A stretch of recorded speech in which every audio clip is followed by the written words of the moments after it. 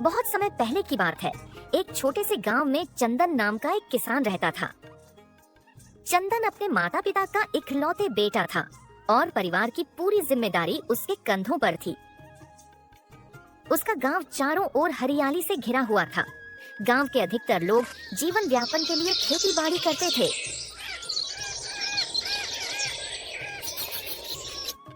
चंदन बेटा, ओ चंदन बेटा, इस बार क्या सोचा है? खेतों में कौन सी फसल उगानी है? भला हो मेरे पूर्वजों का, जिनकी वजह से हमारे पास जमीन का वो टुकड़ा है, वरना महंगाई के इस जमाने में जीना मुश्किल हो जाता। हाँ पिताजी, सही कहा आपने। पिताजी, मैं सोच रहा हूँ इस बार खेतों में धान की फसल लगाऊं। सुना है बाजार में चावल की अच्छी मांग होने वाली है, लेकिन एक समस्या है। हमारे पास खेत का छोटा टुकड़ा है। यदि हमारे पास ज्यादा जमीन होती तो फसल भी ज्यादा मिलती, और तो और हमारे पास ज्यादा पैसे भी नहीं है कि मैं अच्छी लागत लगा दूं ताकि मुनाफा भी ज्यादा हो। बेटा, तुम सही कह रहे हो। खेत का वो छोटा सा हिस्सा काफी नहीं है, लेकिन तुम निराश मत हो। जितने बीज है हमारे पास उतने ही बो दो। नहीं पिताजी, मैंने फैसला किया है। गांव के साहूकार से कुछ पैसे उधार पर लूंगा और फसल की पैदावार बढ़ाऊंगा, और समय आने पर फसल बेचकर साहूकार के पैसे लौटा दूंगा। इस तरह कुछ ज्यादा मुनाफा हो जाएगा। ठीक है बेटा, अब तुम बड़े हो गए हो। जैसा तुम सही समझो कर सकते हो। मेरा आशीर्वाद तुम्हारे साथ है। चंदन ने अपने खेतों में धान की बड़ी फसल उगाने का फैसला किया। वो साहूकार से उधार पैसे लेने उसके घर जा पहुंचा। मालिक, मुझे खेती करने के लिए कुछ पैसों की जरूरत है। अगर आप मुझे कुछ पैसे उधार दे दें तो आपका एहसान होगा। जैसे ही फसल की कटाई हो जाएंगी, मैं आपको आपके पैसे लौटा दूंगा। देखिए मालिक, मना मत करिएगा। बहुत उम्मीद लेकर आपके पास आया हूँ। पूरे गांव में आप ही ऐसे इंसान हैं जो मेरी मदद कर सकते हैं। हाँ चंदन, तू ठीक कह रहा है। पूरे गांव में मैं ही हूँ जो तेरी पैसों से मदद कर सकता हूँ। तू बिल्कुल सही इंसान के पास आया है। बातों से तो तू समझदार और उत्साहित लगता है। तेरे अंदर एक जोश छलकता है। बाकी सब तो ठीक है। चंदन, तुझे पैसे चाहिए और मैं एक साहूकार हूँ, लेकिन मैं तुझे ऐसे कैसे पैसे दे दूं? कहीं तू मेरे पैसे लेकर भाग गया तो मेरा तो नुकसान हो जाएगा ना। तू तो मजे से मेरे पैसों पर ऐश करेगा और यहाँ मैं तुझे ढूंढता रहूंगा। मालिक, ये आप कैसी बात कर रहे हैं? मैं भला आपके पैसे लेकर क्यों भागूंगा? इतने सालों से मैं और मेरा परिवार इसी गांव में रहते हैं। आप तो मेरे पिताजी को भी जानते हैं। वो एक ईमानदार इंसान है। लेकिन चंदन, व्यापार तो ऐसे नहीं चलता। अगर मैं ऐसे ही लोगों को पैसे बांटता रहा तो रास्ते पे आ जाऊंगा। अगर तू पैसों के बदले कोई कीमती चीज गिरवी रख सकता है तो ठीक, वरना मुझे माफ कर, मैं पैसे नहीं दे सकता। पैसों का लेने देन बहुत सोच समझ के करना चाहिए। मेरी बात का बुरा मत मानना, लेकिन पैसा लेकर लोग भाग जाते हैं। साहूकार होने की हैसियत से मुझे कुछ कीमती गिरवी रखना ही होगा, वरना तू गांव में किसी और से पैसे ले ले। लेकिन मालिक, मेरे पास कोई कीमती चीज नहीं है। मैं एक गरीब इंसान हूँ। मैं आपके पास गिरवी क्या रखूं? तेरा पास घर है ना, जमीन के कागजात मेरे पास गिरवी रखते और पैसे ले जा, मुझे कोई आपत्ति नहीं। ठीक है मालिक, जैसा आप कहें। चंदन ने अपने घर के कागजात साहूकार के पास गिरवी रख दिए और साहूकार से कर्ज ले लिया। उसने साहूकार से लिया कर्ज और अपनी सारी जमा पूंजी खेतों में लगा दी। चंदन बेटा, इतने सुबह सुबह कहाँ जा रहा है? तेरे पिताजी भी बिना बताए बाहर चले गए हैं। पता नहीं कब तक लौटेंगे।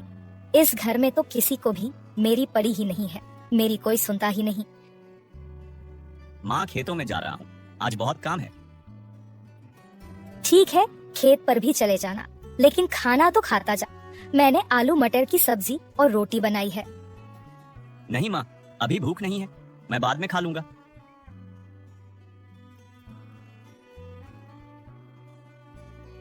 देखो तो, काम की वजह से इसे भूख भी नहीं लग रही। मेरा बेटा कितना मेहनती है। हे ऊपर वाले, मेरे बेटे को खूब सफल बना। चंदन दिन रात अपने खेतों में मेहनत करने लगा।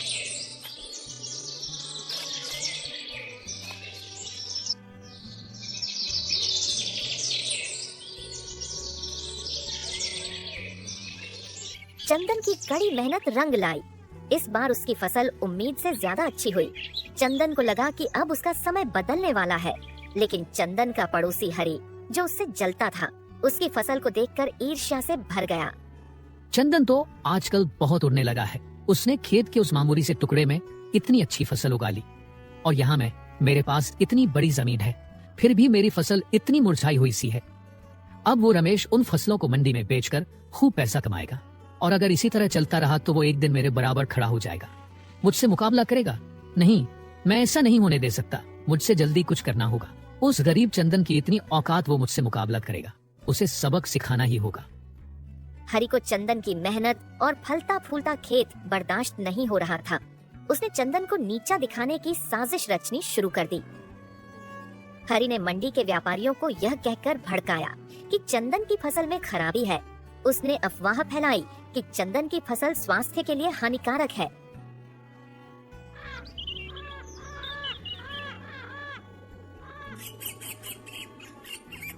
जब चंदन अपनी फसल लेकर मंडी पहुंचा, तो उसे यह देखकर गहरा धक्का लगा कि कोई भी उसकी फसल खरीदने को तैयार नहीं है। धनी सेठ, ये देखिए, इस बार चावल की पैदावार बहुत अच्छी हुई है, पिछले कुछ वर्षों से भी बहुत अच्छी। बताइए कितनी बोरियां आप लेंगे?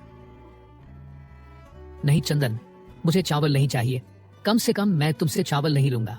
गांव में और भी लोग हैं जो अच्छे गुणवत्ता वाले चावल बेचते हैं। इस बार मैं उनसे ही चावल लूंगा। क्यों सेठ जी, क्या आपने पहले से चावल कहीं और से ले लिए हैं? हमारे धनी सेठ तो क्या, तुमसे तो पूरे मंडी में कोई भी चावल नहीं लेगा। अपना समय बर्बाद मत करो और अपने घर लौट जाओ। कोई भी तुमसे चावल का एक दाना भी नहीं लेगा। लेकिन क्यों साहब, क्या मुझसे कोई गलती हुई है?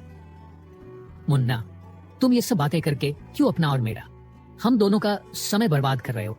इससे बहस करने का कोई फायदा नहीं। हमें और भी बहुत से जरूरी काम है। चलो यहाँ से। व्यापारियों ने चंदन से फसल लेने से मना कर दिया। उसे समझ नहीं आया कि आखिर ऐसा क्यों हो रहा है। उसे उसकी मेहनत और सपने बिखरते नजर आ रहे थे।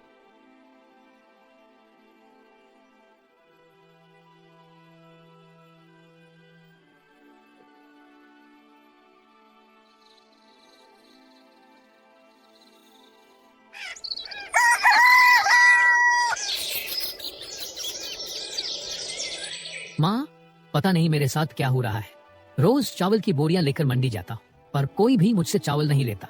जितने भी व्यापारी हैं, सब मेरे सिवा सभी किसानों से चावल और दूसरे अनाज ले लेते हैं, और मैं वहाँ खड़ा बस लोगों को देखता रहता हूँ। ऐसा नहीं है कि मेरे चावल अच्छे नहीं है, बल्कि इस बार तो फसल और भी अच्छी हुई है।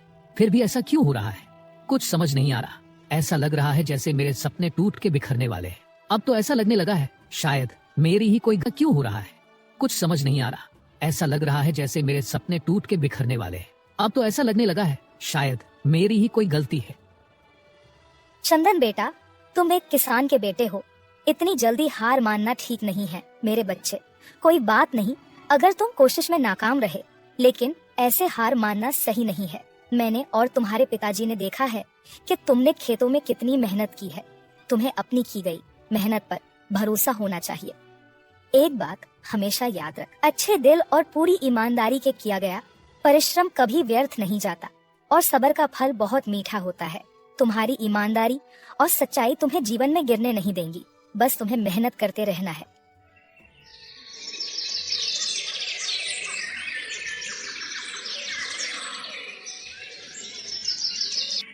क्यों रे चंदन, पैसे लेते समय तो तू बड़े बड़े वादे कर रहा था। अब क्या हुआ, तू मेरे पैसे कब लौटा रहा है? तेरे किए गए वादे के अनुसार तूने अभी तक 1 रुपया भी नहीं लौटाया है। बोलता क्यों नहीं अब? मालिक, मेरी फसल कोई भी मंडी में नहीं ले रहा है। मैं कुछ दिनों से रोज मंडी जाता हूँ, लेकिन शाम को खाली हाथ घर लौटता हूँ। देख चंदन, मैं यहाँ तेरी मनगढ़ंत कहानी सुनने के लिए नहीं आया हूँ।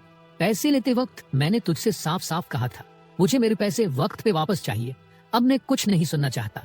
अगर अगले रविवार तक तूने पैसे नहीं लौटाए तो मैं तुझे पंचायत के पास लेकर जाऊंगा। इस बात को अपने दिमाग में बैठा ले। चंदन पर साहूकार का कर्ज चुकाने का दबाव बढ़ने लगा। एक दिन पंचायत बुलाई गई। सरपंच जी, चंदन ने मुझसे कर्ज पे पैसे लिए थे। इसने वादा किया था कि ये मेरे पैसे समय पर लौटा देगा, लेकिन अब जब पैसे लौटाने का समय आया तू ये अपनी बात से मुकर रहा है। इसने अब तक 1 रुपया मुझे नहीं दिया है। पैसे मांगने जाऊं तो कहता है अभी पैसा नहीं है। क्यों चंदन, तुम साहूकार के पैसे वापस क्यों नहीं कर देते? उसने जरूरत के वक्त तुम्हें पैसे देकर तुम्हारी मदद की है। अब तुम उसे उसके पैसे लौटाने में इस तरह परेशान कर रहे हो। मैं तो तुम्हें गांव का एक अच्छा इंसान समझता था, लेकिन तुम ऐसा करोगे मुझे पता नहीं था। सरपंच जी, आप मेरी बात तो सुनिए। ऐसा नहीं है कि मैं साहूकार जी के पैसे लौटाना नहीं चाहता। मैं जानता हूँ साहूकार साहब ने मेरी जरूरत के समय मुझे कर्ज देकर मुझ पर एहसान किया है, और मैं भी उनके पैसे उन्हें लौटाना चाहता हूँ। मेरे खेतों की फसल भी बहुत अच्छी हुई है, लेकिन इस बार मंडी में मुझसे कोई चावल नहीं खरीद रहा। सारे व्यापारी मेरे अलावा सबसे चावल ले रहे हैं, पर मुझसे कोई भी नहीं ले रहा। देखा सरपंच जी आपने ये किस तरह बहाने बनाता है। अगर मंडी में चावल की मांग है तो फिर सबको तुमसे क्या परेशानी हो सकती है, जो सब तुम्हारे चावल छोड़ के बाकी किसानों से चावल ले रहे हैं। और वैसे भी तुम्हारे चावल बिक रहे हैं या नहीं, मुझे इससे कोई मतलब नहीं। मुझे मेरे पैसे वापस चाहिए, वरना तुमने जो मेरे पास घर के कागजात गिरवी रखे हैं वो मेरा हो जाएगा। पंचायत ने तुम दोनों की बातों को गौर से सुना है, और चंदन, पंचायत से तुम्हें 1 सप्ताह का समय दिया जाता है।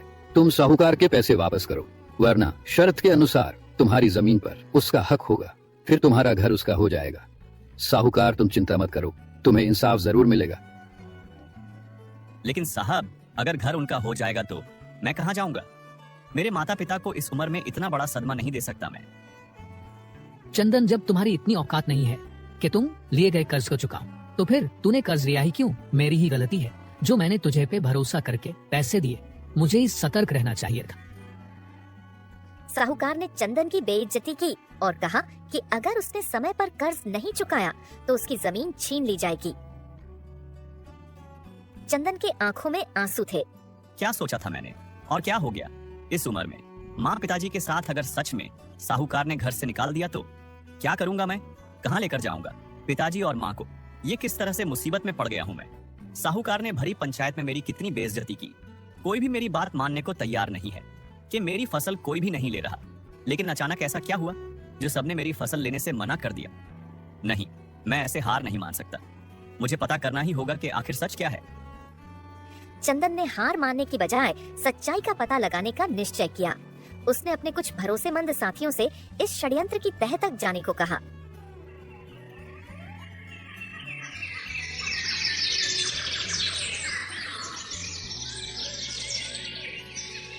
जल्दी ही उसे पता चला कि यह सब हरि की साजिश थी। चंदन ने गांव के बुजुर्गों और पंचायत से इस मामले की शिकायत की। पंचायत ने तुरंत हरि को पूछताछ की।